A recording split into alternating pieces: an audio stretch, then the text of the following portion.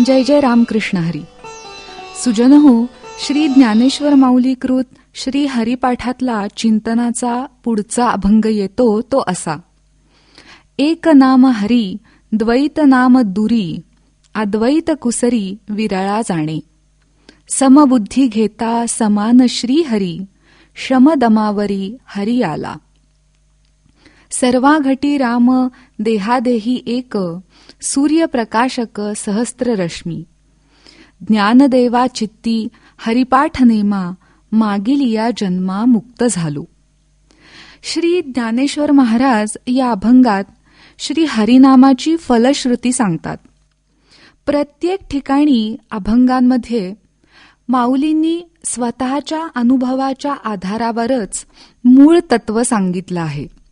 संत मंडळींच्या उपदेशाचा स्वानुभव हाच आधार असतो. स्वानुभव नसताना तत्वप्रतिपादन केलं तर ते तितकंसं प्रभावी होत नाही.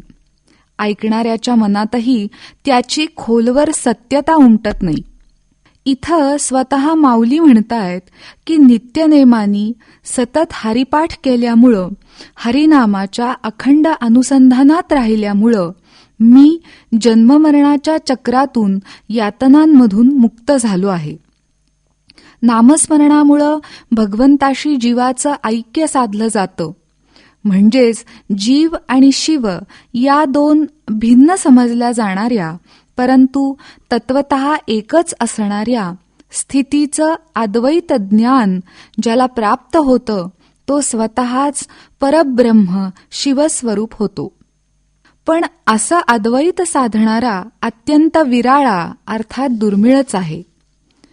ज्यांनी अद्वैत साधलं त्याचं महत्वाचं लक्षण असं की त्या महान आत्म्याच्या ठिकाणी समबुद्धी म्हणजेच रागद्वेषादी रहित अर्थात विकाररहित बुद्धी असते. देहबुद्धी ते आत्मबुद्धी साधलेल्या साधकाच्या चित्ताची स्थिरता, शांती अचल असते.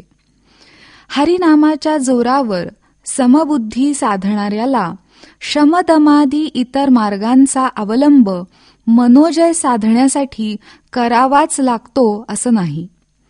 केवळ हरिनाम घेतल्यामुळं त्याला हे सगळं न करताही सर्वत्र एका हरीचंच दर्शन होतं. माऊलींनी हे मूळ तत्व समजावून सांगण्यासाठी सूर्याचा दृष्टांत दिलाय. सूर्याच्या अनंत किरणांमधून जसा एकच प्रकाश अंशरूपाने पसरतो तसाच एकच परमात्मा आत्माराम रूपाने अंशतः सर्वत्र भरून राहिलेला असतो. इथे घट या शब्दाचा अर्थ प्रत्येक जीवमात्राचा देह आहे.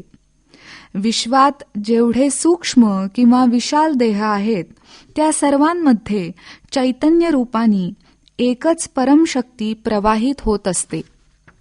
अखंड नामस्मरणामुळं मनातल्या चांगल्या वाईट दोन्ही प्रकारच्या वासना नष्ट होऊन शुद्ध परमात्म स्वरूपाची याची देही अनुभूती येते. अंते मतिहि सा गती या तत्वाप्रमाणे मरणसमयी ज्या विचारात वासनेत जीवाचा अंत होतो ती वासनापूर्ती करण्यासाठी पुन्हा नवीन देह धारण करावा लागतो आणि हीच शृंखला तोडण्यासाठी मन निर्विषय करावं लागतं. अर्थात मनाचं नमन होण्यासाठीच नामसाधन करावं लागतं. जय जय रामकृष्ण हरी.